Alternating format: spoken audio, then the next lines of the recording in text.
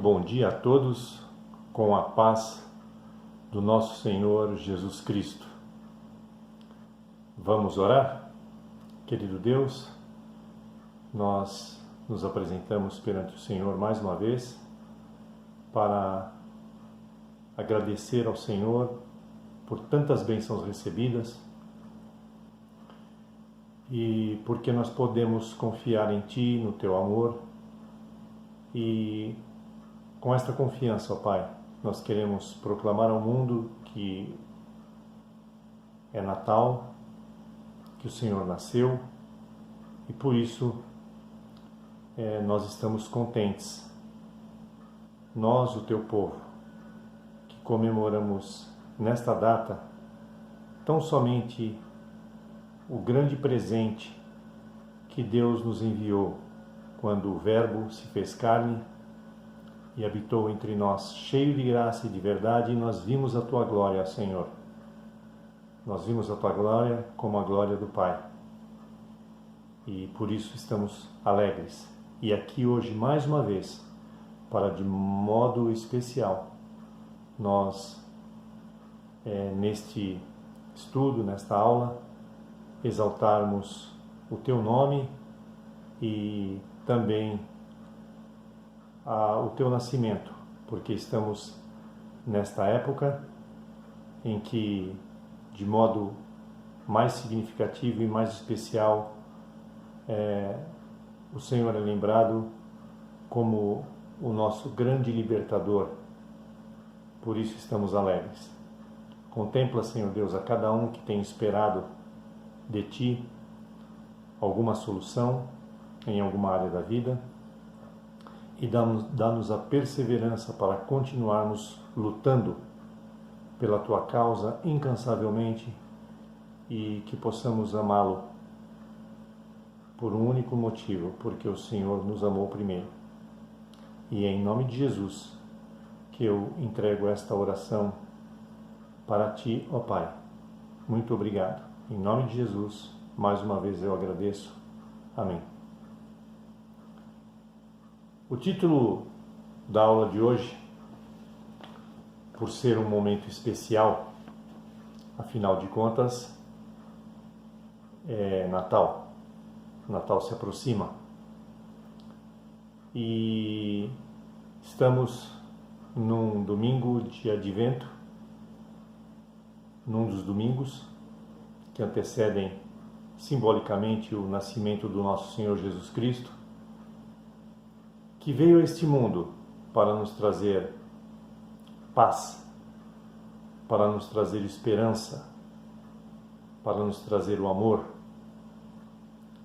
E a esperança, sem dúvida nenhuma, de conseguirmos a salvação de nossas almas, passando toda uma eternidade como promessa ao lado dele, num lugar maravilhoso que o apóstolo Paulo nem pôde descrever de tão lindo que era, dizendo que nenhum olho pode ter visto algo semelhante, não subiu ao coração e à mente humana coisas que o Senhor preparou para aqueles que te amam. Então, irmãos, estamos compartilhando hoje, de modo muito especial, as lembranças doces de que Jesus nasceu, passou por esta terra e deixou conosco o seu Espírito Santo, para que através dos seus frutos, todos nós possamos nos regozijar nos frutos do Espírito e produzirmos fé, produzirmos esperança e, sem dúvida nenhuma, os frutos condizentes da ação deste mesmo Espírito que nos foi deixado por Jesus, quando Ele, após nascer, cumpriu com o seu objetivo, com a sua missão, e deixou para nós completarmos esta missão de levarmos o Evangelho ao mundo, custe o que custar. E Ele prometeu estar conosco até o final dos tempos. Tempos estes que agora, nesta época natalina, nós podemos também desfrutar das benesses dos alimentos especiais que surgem, como frutas diversas, como carnes especiais, pratos deliciosos especiais para nos deliciar pela bondade de Deus. E nessas delícias estamos lembrando de uma festa de um aniversariante que deve ser o centro de nossas atenções, porque num aniversário não faz sentido nós chegarmos à festa, cumprimentarmos a todos, sem dúvida nenhuma nos valermos dos alimentos que temos numa festa normalmente oferecidos por parte do anfitrião àqueles que estão lá por motivo de comemoração, e não lembrarmos, em hipótese nenhuma, de darmos os parabéns ao centro, àquele que está no centro da festa. E com Jesus não deve ser diferente. Da mesma forma como nós cumprimentamos as pessoas quando nós nos dirigimos a uma festa de aniversário, a primeira coisa que nós fazemos é cumprimentar o aniversariante.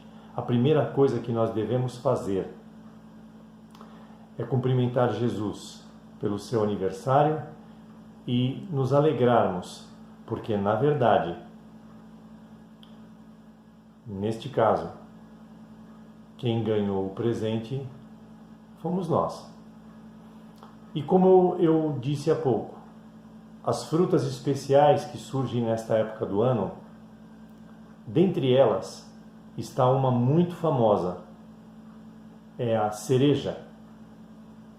A cereja, ela é uma fruta que normalmente compõe doces e bolos para comemorarmos um aniversário.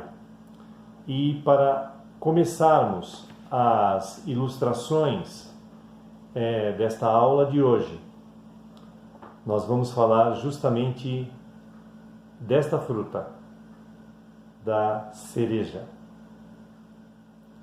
E o título do nosso estudo, como vocês já devem ter percebido, é para comermos logo a cereja e também usarmos logo os sapatinhos vermelhos. Vamos ver o porquê? Até há pouco tempo, diz um relato, ao comer uma sobremesa, eu tinha uma mania meio infantil de deixar a cereja para comer só no final, na última colherada. Não sei se todo mundo é assim, mas para mim essa frutinha, rubro maravilhosa, é a melhor parte. Uma vez, ainda na época da faculdade, estava eu na praça de alimentação do curso de letras, degustando em câmera lenta um pedaço de bolo, porque as cerejas também estão em cima dos bolos. Rodeando e namorando uma cerejinha tão reluzente. Quando apareceu, do nada, um colega gaiato que gritou: "Cereja! Oba!" E meteu aquela mão cheia de dedos no meu prato, roubando e devorando a minha cereja. Senti-me assaltada, diz a escritora deste texto. Senti-me lesada também. Sensação de perda terrível. Arrependimento por ter demorado tanto para comer a cereja. Desde então não protelo mais nenhuma alegria. Se a vislumbro de longe, faço-a acontecer o mais rápido possível. Também não permito mais que ninguém me tire momentos prazerosos, por menores e insignificantes que eles pareçam ser. 1970 foi o ano da desgraça para minha família. Sei que nesse ano o Brasil ganhou a Copa do Mundo lá no México. E o homem foi à Lua. Mas outro acontecimento menos digno de notícia e de orgulho nacional, uma epidemia de poliomielite matou minha irmãzinha de 4 anos e me deixou com um lado do corpo comprometido também. Eu era apenas um bebê. Minha mãe ficou muito afetada com a perda da minha irmã e acredito que só não surtou de vez porque precisava cuidar de mim. Graças a Deus e a ela, eu sobrevivi. Dentre tantas histórias sobre esse drama, havia uma que era repetida incansavelmente pela minha mãe sempre à época do Natal. E todos a ouviam com respeito e comoção.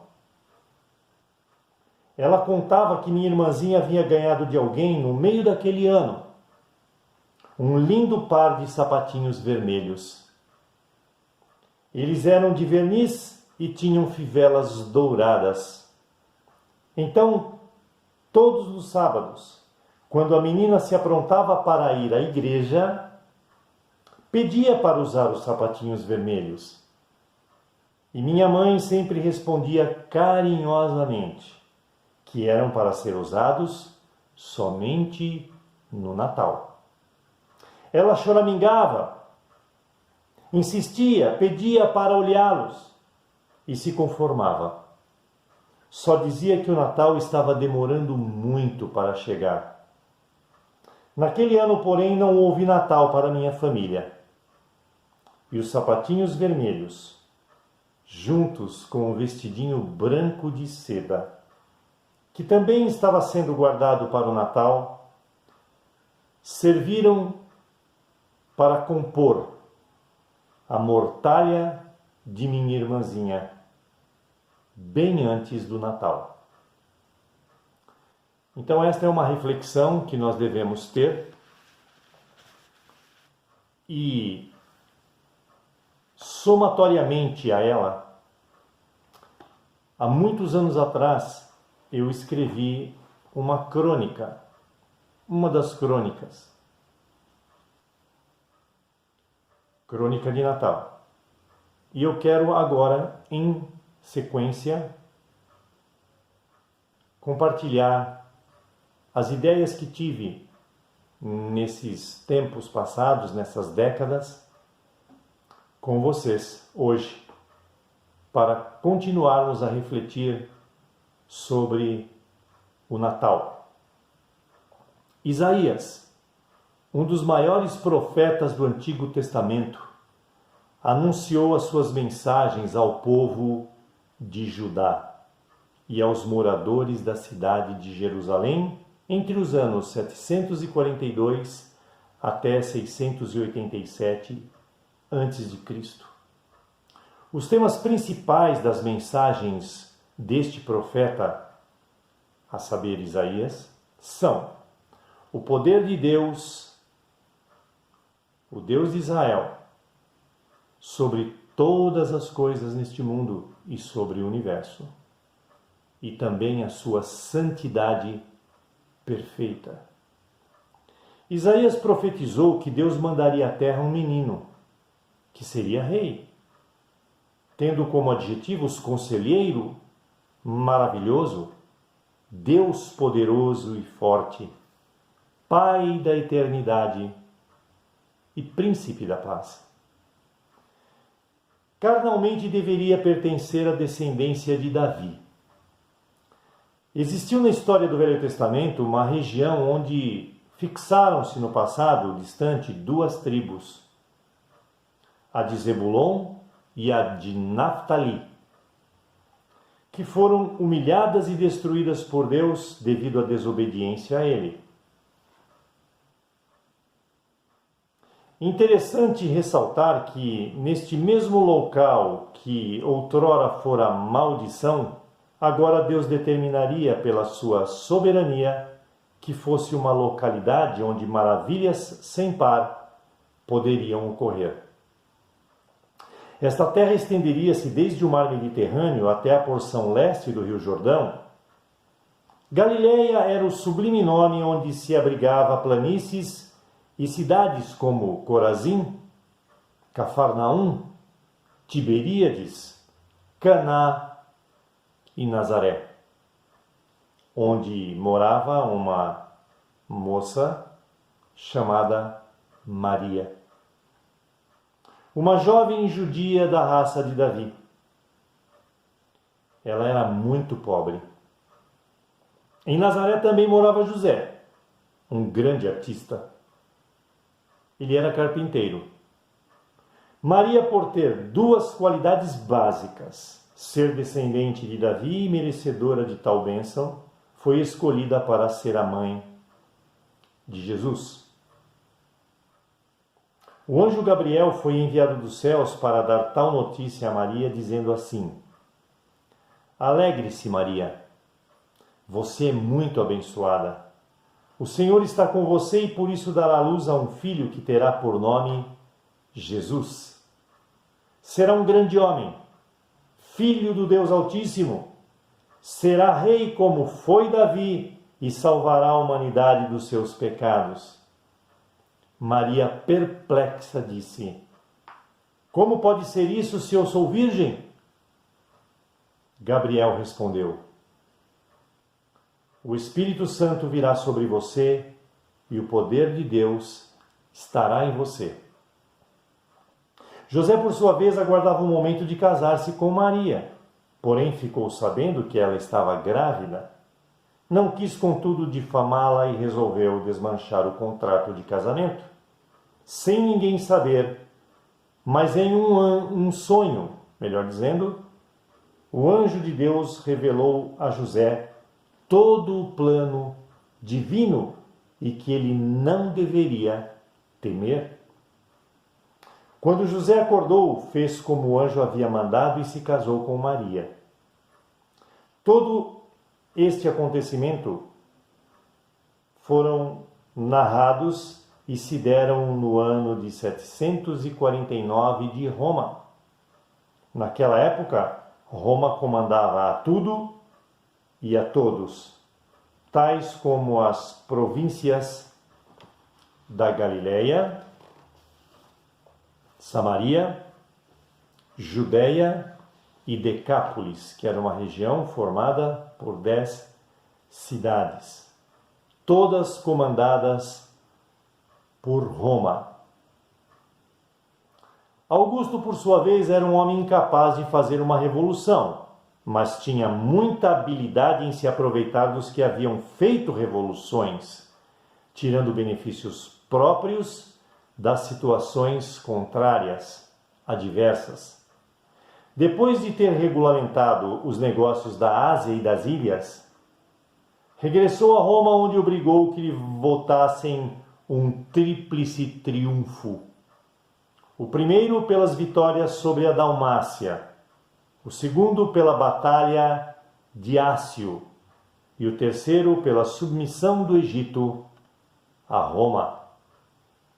Porque o Egito sempre fora uma grande potência militar e econômica e caiu perante o Império Romano.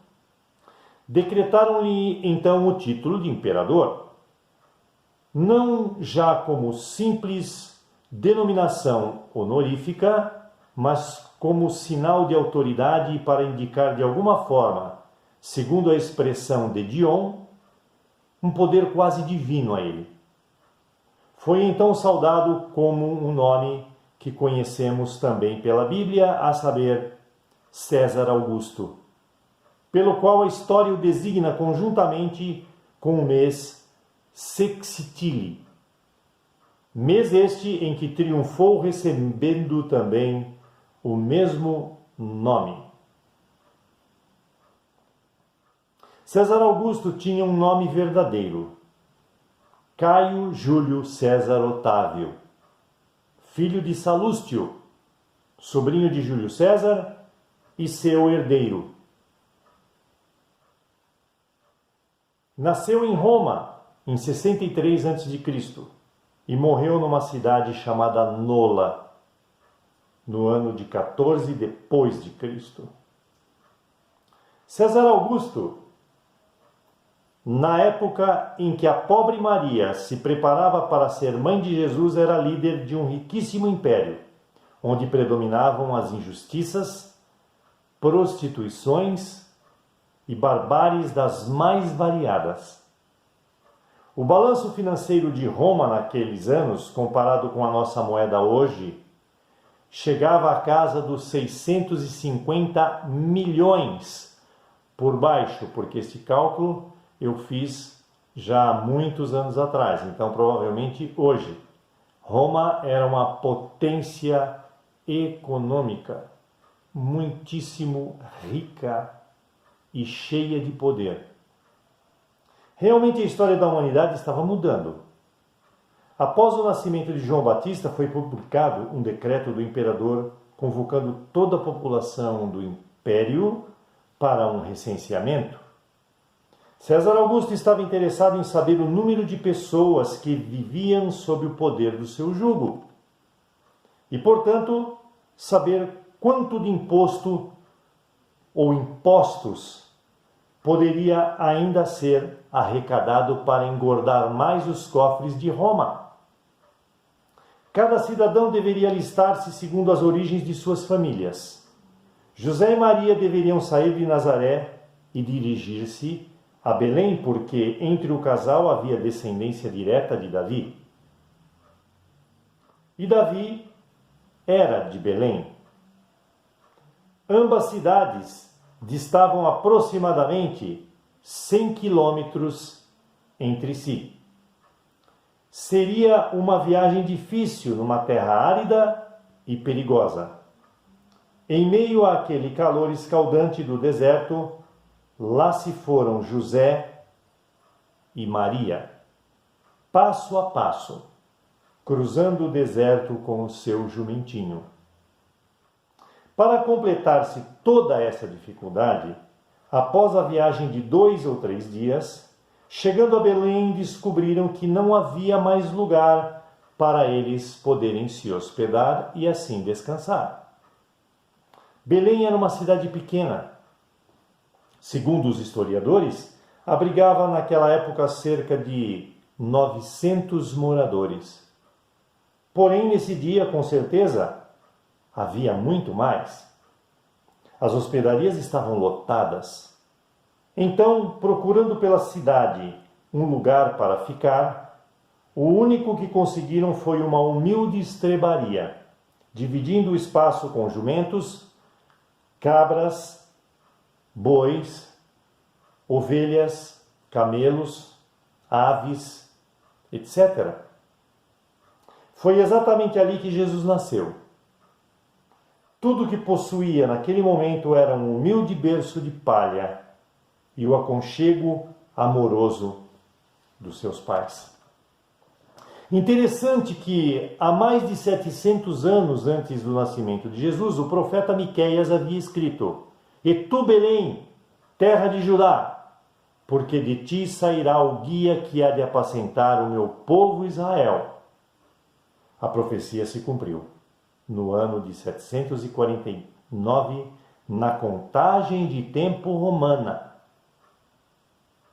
para realizar os seus desígnios. Segundo a história registrada universalmente, Deus usou o imperador de Roma, pois através do recenseamento José e Maria tiveram que ir até Belém. Exatamente quando se aproximava o maior dia da história, o dia em que Jesus nasceu. Num berço de palhas, dormia Jesus, o meigo menino que veio à luz. Num rude presépio, de noite em Belém, enquanto as estrelas brilhavam além. Acorda o menino, o gado a mugir, mas ele não chora, se põe a sorrir. Eu te amo, querido menino de amor, e guarda-nos todos para ti, ó Senhor. Esta aqui é uma música que eu, inclusive, cantei muito na igreja, nas épocas de Natal, desde a minha meninice. e não me arrependo 1 centímetro, eu diria 1 milímetro, de poder ter compartilhado desde a minha meninice por tão doces lembranças e tão grande realidade. Neste ano de 2020, nós temos passado com uma escritora de Coma logo a cereja, use logo os sapatinhos vermelhos. Ali ela relata que houveram uma epidemia de poliomielite que deixou marcas na vida de sua família e outros acontecimentos também, como a Copa ganha pelo Brasil e também o homem ter chegado à Lua neste grande feito. 2020 não tem sido diferente em termos de algumas conquistas e também a chegada de uma grande pandemia, não epidemia, mas pior do que isso. E isto tem assolado não só a nossa terra, como tem assolado o mundo. Creio que todas essas coisas têm acontecido para que as pessoas possam refletir um pouquinho mais naquilo que elas têm feito com as suas vidas e sobre as suas vidas. Nós não temos esperança alguma neste mundo, a não ser somente no nome do Senhor Jesus Cristo. Devemos viver para Ele, porque tudo é dele, por Ele e para Ele nos exorta a sua palavra. Então não existe melhor momento no transcorrer de um ano do que agora, nesta época singela, sublime, de Natal. Um Natal diferente, sim, do que foram os outros até então, mas um Natal que servirá para que as pessoas reflitam mais ainda, pelo menos a oportunidade para isso elas terão. Não sei se refletirão, mas terão essa oportunidade de refletir o quão importante é a vida de Jesus para uma pessoa, porque todos nós um dia vamos partir desta terra. E todos nós poderemos estar na presença de Jesus e desfrutando de uma eternidade juntamente com Ele, dependendo do valor que nós demos para a cereja e para os sapatinhos vermelhos. Vamos pensar nisto com carinho e utilizarmos o mais rápido possível este grande presente que nos foi dado com a vinda de Jesus. Não vamos guardar este presente para o futuro, para usarmos no futuro, mas vamos proclamar ao mundo, de alguma forma, que Jesus é o maior presente que a humanidade já recebeu e ele deve ser aberto agora, este presente, porque a palavra de Deus diz que hoje é o tempo para isto, não no futuro próximo, médio ou distante, como a ilusão de muita gente tem pregado por aí, e pessoas têm negligenciado a abertura deste grande presente chamado Jesus dado a nós. Então vamos comer sim a cereja, como eu já disse. Vamos usar os sapatinhos vermelhos enquanto nós podemos. E tenho certeza que se fizermos isto, nós que já somos compartilhadores da salvação, mas que nós venhamos a olhar para esse presente com cuidado e desfrutarmos dele como já temos feito, mas dizermos aos outros, através das nossas vidas, que eles precisam abrir urgentemente o pacote deste presente, mesmo nesses tempos difíceis, tempos que não deixam de ser proféticos sobre a vinda de Jesus, mas não a primeira como um presente, e sim a segunda para buscar a sua igreja e julgar a terra. Então vamos aproveitar esta época para desfrutarmos de tudo que ela nos proporciona, mas ao mesmo tempo mostrarmos ao mundo o quão valioso é este presente chamado Jesus Cristo. Deus abençoe a todos vocês nesta nova semana e até a próxima, se Deus assim nos permitir.